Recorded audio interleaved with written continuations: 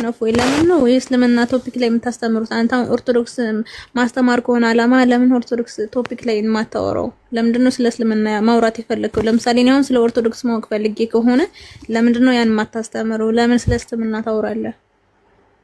ስለ እስልምና ማወራው ምክንያቱም እስልምና ራሱ ስለኛ ስለሚያወራ ቁርአን ራሱ ስለኛ የቱ ጋር ሱራ 930 ሱራ 551 ሱራ 328 ሱራ 98 ያው እንዲከፈትልሽ ነው። ስማችንን እየጠራ አይሁዱ ዘየር ያላ ልጅ ነው አለች። ክርስቲያኖች ያው አይሻ ክርስቲያኖች ሚለውን አስጠጋላት። ስማችንን እየጠራ ቁርአንሽ ይሰድበናል፣ ስለኛ ያወራል። ክርስቲያኖች አልመሲህ ኢሳ ያላህ ልጅ ነው አሉ። ይህ ባፎቻቸው የሚናገሩ ቃላቸው ነው። እነዚያ የካዱትን ሰዎች ቃል ያመሳስላሉ። አላህ ያጥፋቸው። በቀን 15 ጊዜ አላህ ያጥፋችሁ ትይናለሽ። ስማችን ተቀበል። እኔ አላልኩም። ይሄንን ቁርአን ትቀሪዋለሽ አትቀሪውም? አላልኩም። 551 እንክፈተው። ይሄን ቁርአን ትቀሪዋለሽ አትቀሪውም? ቁርአን እኮ ነው። ይሄ ሌላ ጥያቄ ነው። እኔ አሁን መማር ፈልጌ ነው የመጣሁት። ለምንድን ነው ስለ ክርስትና የማታስተምረው ነው ጥያቄ። እናስተምርሻለን። ለምንድን ነው የማታስተምረው? አሁን ይሄ ላይ ምን ይጠቅማል? እዚህ ጋር የምታወራው አዳምጫ ያለሽ። ለምሳሌ እዚህ ጋርም ደግሞ እናንተ ያመናችሁ ሆይ አይሁዶችንና ክርስቲያኖችን ረዳቶች አድርጋችሁ አትያዙ። አይሽ ይሄ አሁን ክፋት ነው። ጓደኛ አትኗቸው። ከማን ጋር? ከክርስቲያኖችና ከአይሁዶች ጋር ስማችንን ጠርቶ ክርስቲያን ብሎ።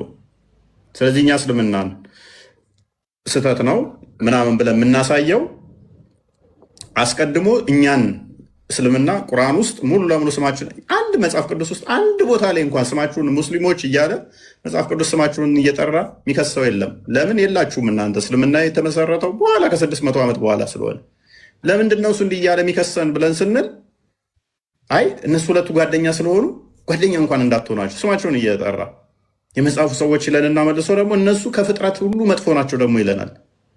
ከፍጥረት ሁሉ መጥፎ እንግዲህ ከፍጥረት ሁሉ ክፉ ፍጥረት እንግዲህ አንዱ ሴጣን ነው። እኛም ምን ይለናል? ከሴጣንም ክፉ ናችሁ ይለናል።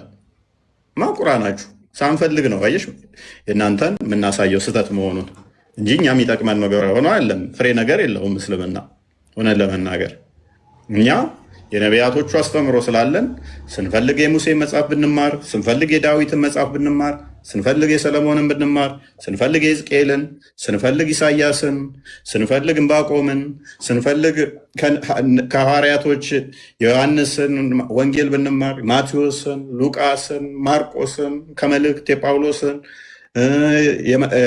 የያዕቆብን ወደዛም እንደዚህ እንዲያል ማት ነቢያቶቹና ሐዋርያቶቹ መጽሐፍቶች አሉን። እኛ እሱን መማር እንችላለን። እናንተ ግን አንዱ የመሐመድን ትይዙና እሱም ደግሞ እኛ ላይ ጥላቻና ስድብ የተሞላበት ነው።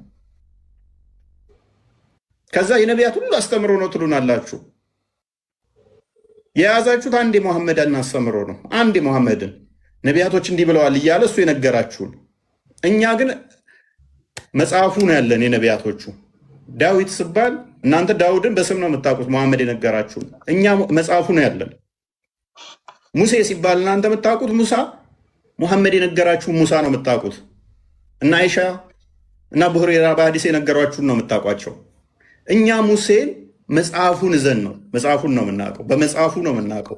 ምን አስተምሯል፣ እንዴት ያምን ነበር የሚለው በመጽሐፉ ነው። ኢሳያስ እናንተ በወሬ ነው የምታውቁት፣ ሙፈሲሮቻችሁ የነገሯችሁን እዛችሁ። እኛ መጽሐፉን እዘን ነው የምናውቀው። ሕዝቅኤል እኛ መጽሐፉን እዘን ነው የምናውቀው።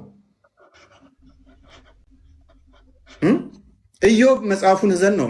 እንደዚህ እያል ታሪካቸውን የመጽሐፍቶቻቸው ላይ ያሉትን ሪል እዘን ነው እንጂ ከጊዜ በኋላ እንደናንተ አንድ ብቻውን ተነስቶ አይ ልክ ደምሳሽ ተነስቶ አሁን ሁሉም ነቢያቶች ፍቅር ሲዝምን ነው የሚከተሉት። እኔ የመጨረሻው ነብይ ነኝ አለ ደምሳሽ።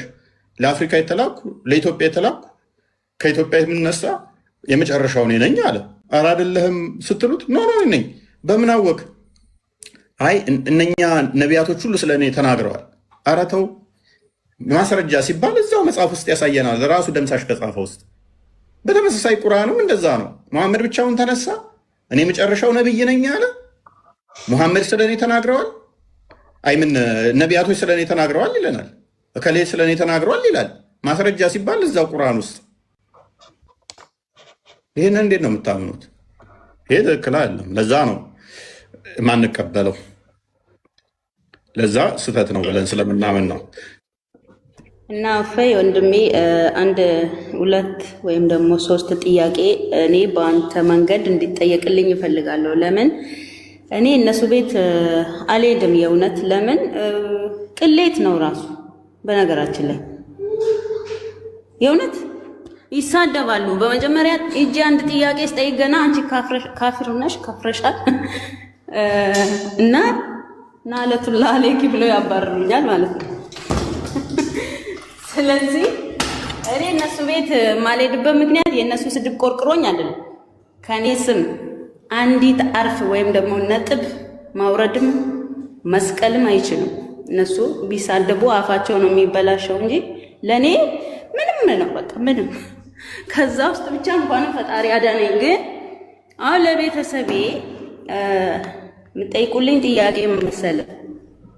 በመጀመሪያ ያው የጠየኩት እነዚህ ሶስቱ ጥያቄ ልድገምልህና ምክንያቱም 3000 ምናምን ሰው ከስር ካለ ያዳምጣል ብዬ ተስፋ አደርጋለሁ። ሙስሊሞችም ሼክ ነኝ የምትሉትም አላችሁ እህት ወንድሞቼ፣ ሙስሊሞች ክርስቲያኖችም ሼር እያደረጋችሁ ይህንን ጥያቄ መልስ እንዲሰጡን እንፈልጋለን። ምክንያቱም ብዙዎች ፈርተው ነው እንጂ ይህ ጥያቄ ያው ውስጣቸው ይመላለሳል፣ ግን ይፈራሉ።